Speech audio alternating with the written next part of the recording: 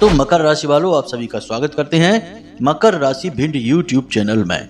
बंधुओं, जन्माष्टमी के तुरंत बाद गौ माता को खिला दो आटे में मिलाकर ये दो चीजें। उसके बाद आपके जिंदगी में एक नए दौर की शुरुआत होगी, जिसमें सबसे पहले आज के समय में आप जिन परेशानियों से जूझ रहे हैं उन परेशानियों से आपको मुक्ति प्राप्त हो जाएगी। आपके काम धंधे व्यापार में उन्नति प्राप्त होने लगेगी। रुके हुए कार्यों में गति आ जाएगी। आपकी मानसिक उलझनें और चिंताएं समाप्त होने लगेंगी, क्योंकि आपको नए रास्ते दिखाई देने लगेंगे। और इन सब से कहीं बढ़कर आपके ऊपर माता लक्ष्मी की विशेष कृपा हो जाएगी, जिससे आपके घर में, आपके जीवन में कई अलग अलग रास्तों से पैसे का आगमन होगा। यानी कहने का मतलब यह है कि यह एक सुनहरा मौका आपको प्राप्त हुआ है, जब आप अपने जीवन के हर एक दुख को स्वयं समाप्त कर सकते हैं और हर एक खुशी को प्राप्त कर सकते हैं। इस सुनहरे अवसर को अपने हाथ से जाने मत देना मित्रों, क्योंकि शुभ मुहूर्त और सुनहरे अवसर जीवन में बहुत मुश्किल से ही प्राप्त होते हैं और भगवान के द्वारा ऐसे अवसर बनाए ही इसलिए जाते हैं ताकि जातक के जीवन से कष्ट और समस्याएं समाप्त हो सकें। और भगवान जब किसी इंसान के जीवन से कष्ट समाप्त करना चाहते हैं तो वे उस इंसान के जीवन में शुभ घड़ियों का, शुभ मुहूर्त और समय काल का निर्माण करते हैं, जिनका उपयोग करने के बाद जातक जीवन में आगे बढ़ जाता है, कामयाब हो जाता है और सबका प्रिय, सबका चहेता बन जाता है। अब यहाँ पर आवश्यकता है आपको इन संकेतों को पहचानने की, जिसके लिए हम आपको प्रतिदिन एक ना एक नया ज्ञानवर्धक कार्यक्रम लेकर आते हैं, ताकि आप भगवान के द्वारा दिए जा रहे संकेतों को हर वक्त समझें और जानें और उन्हीं के अनुसार अपने जीवन में बदलाव करते रहें। बंधुओं, जन्माष्टमी का जो विशेष पर्व है, यह भगवान श्री कृष्ण की इस धरा भूमि पर अवतरित होने का समय है। और भगवान श्री कृष्ण को गाय माता बहुत अधिक प्रिय थी, इसीलिए उन्हें गोपाल भी कहा जाता है। और गाय हमारे हिंदू धर्म में बहुत अधिक महत्व रखती है। यह कोई साधारण जानवर या जीव नहीं है। गाय के अंदर संपूर्ण 33 करोड़ देवी देवताओं का वास माना जाता है। साथ ही साथ बुध, शुक्र, बृहस्पति और मंगल जैसे सभी ग्रहों का वास भी गौ माता के शरीर में माना जाता है, अलग अलग हिस्सों में। इसीलिए हमारे हिंदू धर्म में गाय को गाय माता कहा जाता है। शास्त्रों की माने तो गाय यानी कि हमारी जो धरती माता है, वे भी जब त्रस्त होती हैं और जब किसी जीव का रूप धारण करती हैं तो वह रूप गाय माता का ही होता है। यानी कि धरती माँ भी गाय का रूप ही धारण करके देवताओं के लोक में जाकर उनसे मदद मांगती हैं। तो अब आप यहीं से अंदाजा लगा सकते हैं कि गाय का कितना अधिक महत्व है। तो अब आपको भी गौ माता की इन शक्तियों का पूरा प्रयोग करना है और जन्माष्टमी के तुरंत बाद बनने वाले इस विशेष मुहूर्त का इतना बेहतर लाभ लेना है कि जीवन के सारे कष्ट एक बार में ही समाप्त हो जाएं। तो अब आपके मन में यह प्रश्न उठ रहा होगा कि आखिर कौन सी हैं वे दो चीजें और कौन सा है वह समय जब गाय को इन चीजों को खिलाना है, इनके नियम, इनकी विधि क्या है। सारी बातें आपको हम आगे वीडियो में बताने जा रहे हैं। कार्यक्रम बेहद ही खास है, क्योंकि यह आपके जीवन के बारे में है। यहाँ हम आपके जीवन की समस्याओं के बारे में बात कर रहे हैं, उनके समाधान के बारे में बात कर रहे हैं और सबसे बड़ी बात कि देवी देवताओं की कृपा आप तक कैसे पहुँचे, इस विषय को भी आपको समझाने की कोशिश कर रहे हैं। तो अब जब हम आपके लिए इतना दिल से प्रयास कर रहे हैं तो आपका भी यह कर्तव्य है, आपका भी यह धर्म है कि आप भी इस कार्यक्रम को जरूर देखें, अंत तक देखें और इस कार्यक्रम में बताई गई बातों को समझते हुए अपने जीवन में उतारें। तभी तो आपके जीवन से कष्ट कटेंगे। बंधुओं, प्रयास करने वालों को ही कामयाबियां प्राप्त होती हैं और ऐसे लोग भगवान को बहुत प्रिय होते हैं जो लगातार प्रयास करते रहते हैं। याद रखना बंधुओं कि यह जीवन तो एक यात्रा है और यात्रा का मतलब होता है हर वक्त चलते रहना। जो व्यक्ति प्रयास कर रहे हैं वही तो जीवंत है और वही तो चल रहे हैं। तो उम्मीद करते हैं बंधुओं कि आप हमारी भावनाओं को समझ रहे हैं और इस कार्यक्रम को अंत तक अवश्य देखेंगे, ताकि आपके जीवन में बदलाव आए, आपको खुशियां प्राप्त हो। तो चलिए बंधुओं, आज के इस विशेष कार्यक्रम की शुरुआत करते हैं, लेकिन इससे पहले माता रानी को आभार अवश्य व्यक्त करेंगे। तो कमेंट बॉक्स में लिखिए, जय माँ भद्रकाली कृपा करो। माता रानी आपके ऊपर पूरी कृपा और आशीर्वाद बनाएगी। इसी के साथ साथ यदि आप इस चैनल कार्यक्रम पर पहली बार आए हैं तो बगल में जो सब्सक्राइब का बटन है उसे भी अवश्य दबा ही दें, ऐसा करके आप न केवल हमारे बल्कि माता रानी के इस दिव्य परिवार के सदस्य बन जाएंगे। और जब आप माता रानी के परिवार के ही सदस्य बन गए तो फिर आपके जीवन का हर एक कष्ट तो माता रानी स्वयं देख ही लेगी। जी हाँ बंधु, दैवीय कृपा पाने के ये सुनहरे अवसर होते हैं, इन्हें कभी चूकना नहीं चाहिए। तो चलिए जल्दी से चैनल को सब्सक्राइब करिए, फिर आगे बढ़ते हैं। तो बंधुओं अब ध्यान से सुनिए, जिस प्रकार हमारे यहाँ तुलसी के पौधे को पौधा नहीं बोला जाता, तुलसी मैया कहा जाता है, ठीक इसी प्रकार गाय माता को गाय नहीं कहा जाता, गाय माता कहा जाता है। यानी कि हमने इन जीवों को सम्मान इसीलिए तो दिया है क्योंकि हमने इनके गुणों को पहचाना है, इनकी शक्ति को जाना है। अब आज के इस भागदौड़ भरे जीवन में हम भले ही इन चीजों की शक्तियों को महसूस ना कर सके क्योंकि हम इतने खो गए हैं इस संसार की चकाचौंध में कि हमें अब देवी देवताओं का या फिर अपने धर्म का और अपनी प्राचीन सभ्यताओं का तो ज्ञान ही नहीं रहा है। यह आधुनिकता की पागल दौड़ है और इस दौड़ में सभी शामिल हैं, भागे जा रहे हैं, लेकिन मिलता कुछ भी नहीं है। अंत में जाकर बस व्याकुलता, तड़प, परेशानी और धोखे ही मिलते हैं। कारण इसका बस यही है कि हम जमीन से ऊपर उठ चुके हैं, हवा में हैं और हवा में ही हाथ पैर मार रही हैं। हमारी जमीन तो हमारा धर्म है, हमारा अध्यात्म है, हमारे देवी देवता और उनकी शरण है। जी हाँ बंधु, अब प्राचीन काल में जिस प्रकार हमारे घरों में तुलसी माता हमेशा वास करती थी, हर घर में, हर हिंदू के यहाँ, ठीक उसी प्रकार हर एक हिंदू के यहाँ गौ माता भी अवश्य होती थी। जी हाँ बंधु, और एक बात हम आपको बता दें, इसे आप प्रयोग करके देखना। आपके जीवन में कितनी भी परेशानी हो, आपको मानसिक चिंताएं, पीड़ाएं बहुत अधिक हो रही हों, तो आप एक छोटा सा प्रयोग करके देखिए। आपके गली मोहल्ले में, अड़ोस पड़ोस में, कहीं पर भी कोई भी गाय हो, आप बस उस गाय को जाकर एक रोटी खिलाइए और थोड़ी देर बस उस गाय के पास खड़े रहिए और उसके शरीर पर हाथ फेरते रहिए थोड़ी देर के लिए, और आपको जानकर आश्चर्य होगा कि अचानक से आपके अंदर एक नई ऊर्जा भरने लगी है। सकारात्मक ऊर्जा आपके आसपास एकत्रित होने लगेगी और सबसे बड़ी बात कि आपको आपकी समस्याओं के समाधान सूझने लगेंगे, समाधान आपके दिमाग में घूमने लगेंगे और चिंताएं समाप्त होने लगेंगी। क्योंकि चिंता नकारात्मक रूप है, विचार करना, चिंतन करना सकारात्मक रूप है। तो आप चिंतन करेंगे, चिंता नहीं करेंगे और समाधान खुद ही निकाल लेंगे। जी हाँ बंधुओं, यह गौ माता की शक्ति है। जिस घर में गौ माता होती है उस घर में धन दौलत भले ही कम हो, लेकिन सुख, शांति, समृद्धि और सुमति हमेशा वास करती है। और हमारे शास्त्रों में तो कहा ही गया है, जहां सुमति तहां संपत्ति नाना। अब गाय के गुणों का बखान करेंगे तो कई घंटों का कार्यक्रम तैयार हो जाएगा और आपको सुनने में भी बड़ी रुचि आएगी, क्योंकि गौ माता का बखान तो बहुत बड़ा है। हमारे शास्त्र भरे पड़े हैं गौ माता के बखान से। आज के समय में भी यदि देख लिया जाए तो कोई छोटा सा बालक है जिसका हाल ही में जन्म हुआ है और यदि वह माँ का दूध नहीं पी पा रहा है, किसी कारण से माँ का दूध उसे उपलब्ध नहीं हो पा रहा है, तो वह गाय माता का दूध आराम से पी सकता है, पचा सकता है। डॉक्टर भी इस बात को मानते हैं। किसी और जीव का दूध नहीं, केवल गाय का दूध, यानी गाय का दूध हमारी माता के दूध के समान ही बलिष्ठ, सुपाच्य और बहुत ही स्वास्थ्यवर्धक होता है।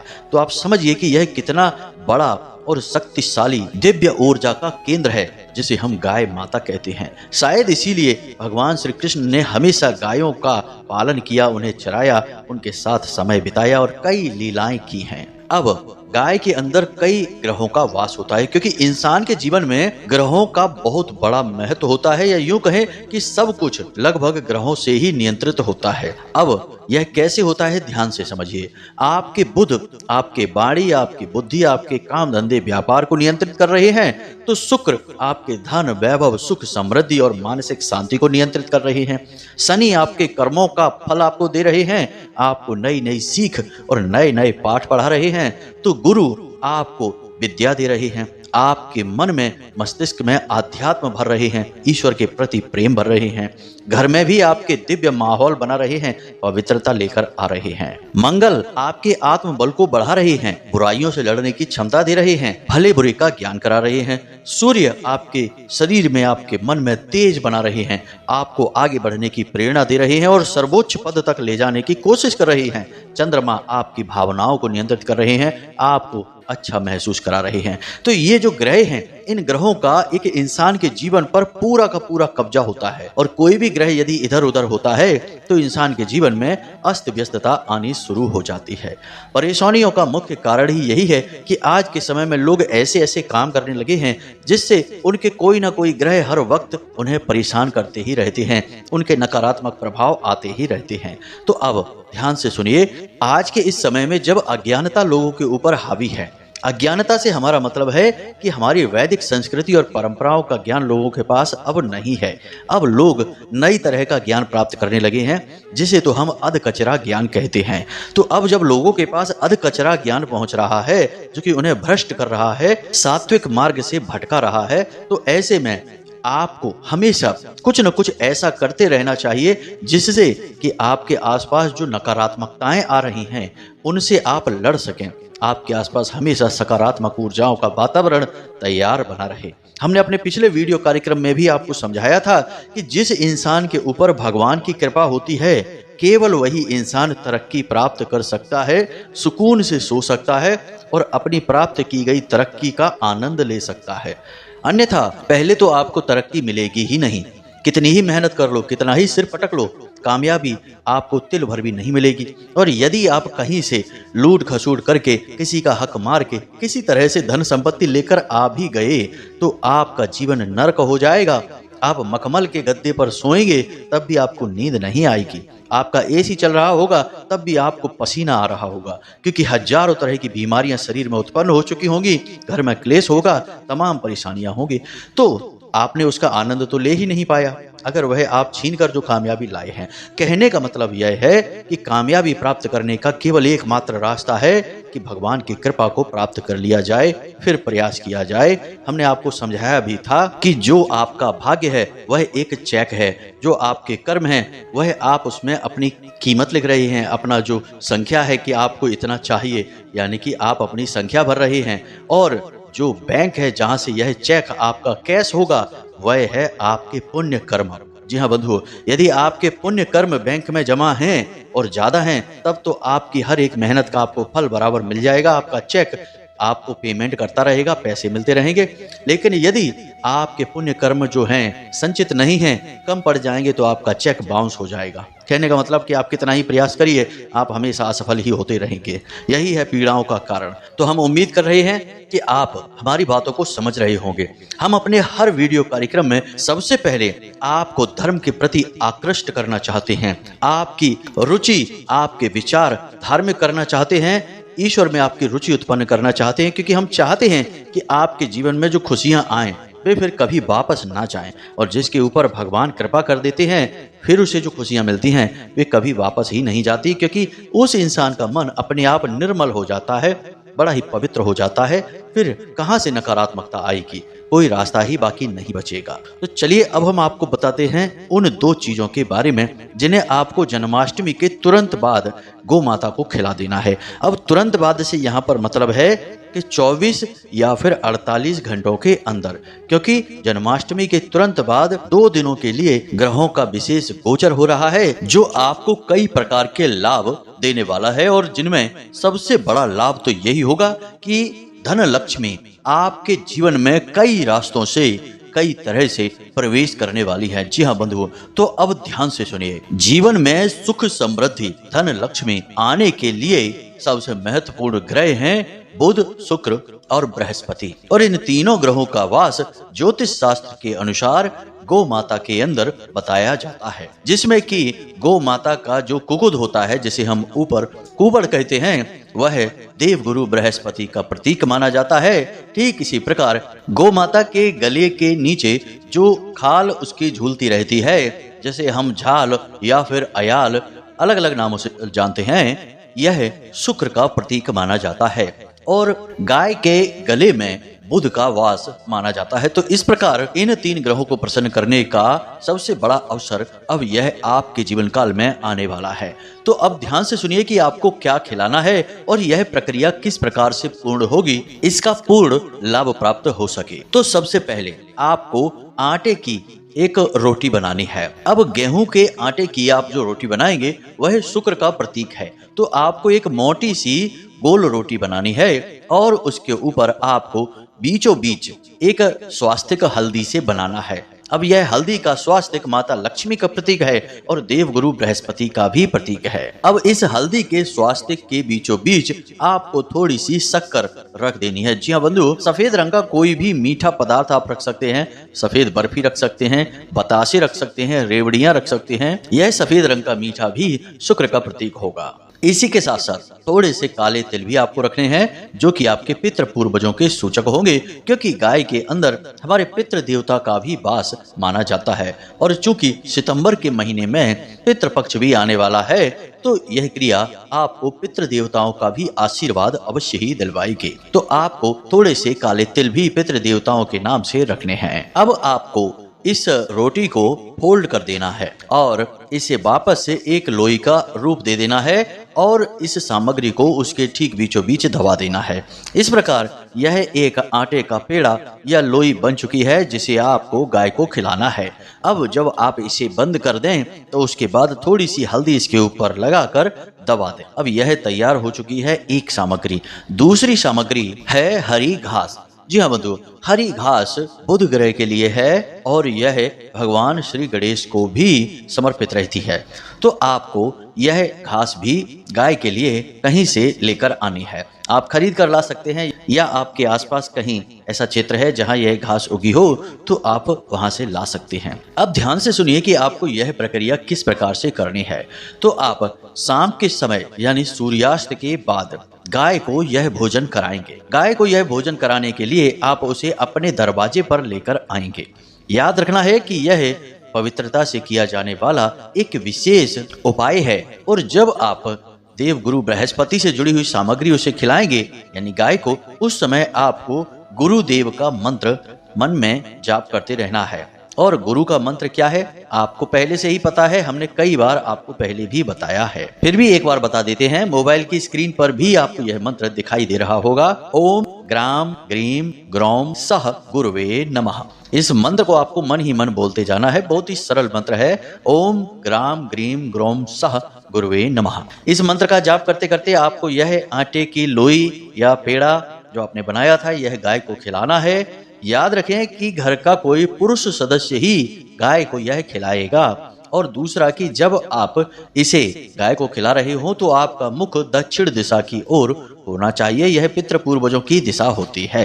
अब कुछ जरूरी बातें हैं। सबसे पहली बात हमने आपको यह बता दी कि जब आप यह आटे की लोई खिलाएंगे तो आप मन में देवगुरु बृहस्पति का ख्याल रखेंगे और उन्हीं के मंत्र का जाप करते हुए आप इस पेड़े को खिलाएंगे।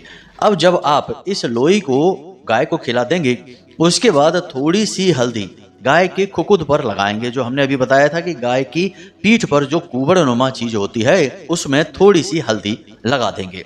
अब आपका यह आधा उपाय पूर्ण हो चुका है, यह क्रिया आधी हुई है।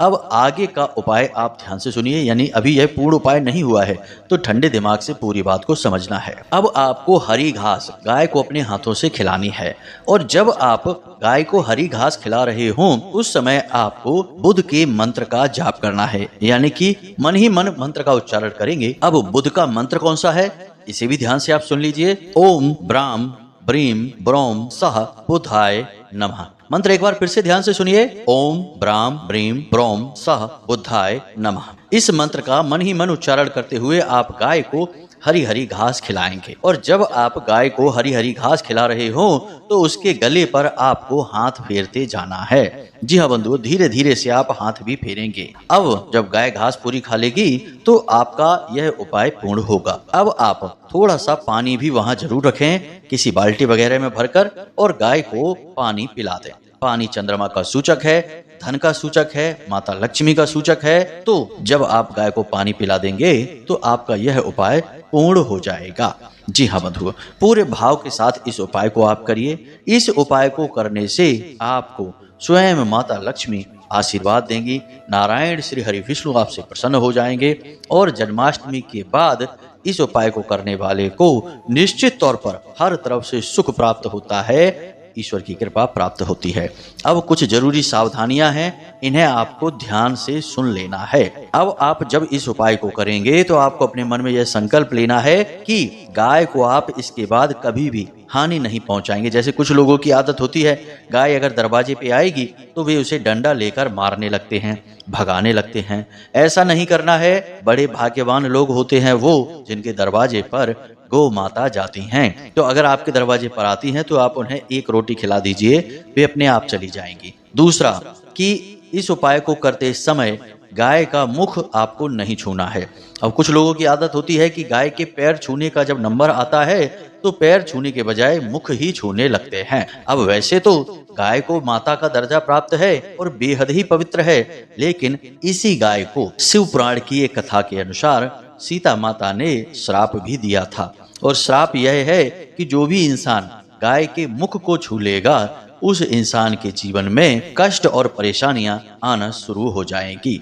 जी हाँ मित्रों, तो आपको गाय का मुख नहीं छूना है, पैर छूने हैं, बस इसे आपको ध्यान रखना है। अब जिन लोगों ने पहली बार गाय के इस श्राप के बारे में सुना होगा तो वो सोचेंगे कि ऐसा कैसे हो सकता है, गाय तो इतना पवित्र है। तो भगवान ने जब यह सृष्टि बनाई तो यहाँ कुछ भी पूर्ण नहीं किया। हर एक चीज, चाहे वह कितनी ही उत्तम क्यों ना हो, सुंदर क्यों ना हो, थोड़ी सी उसमें कज भगवान ने दे ही दी। जैसे चंद्रमा कितना सुंदर होता है पर उसमें भी दाग दे ही दिया। सूर्य कितना तेजवान होता है उसे भी ग्रहण लग ही जाता है।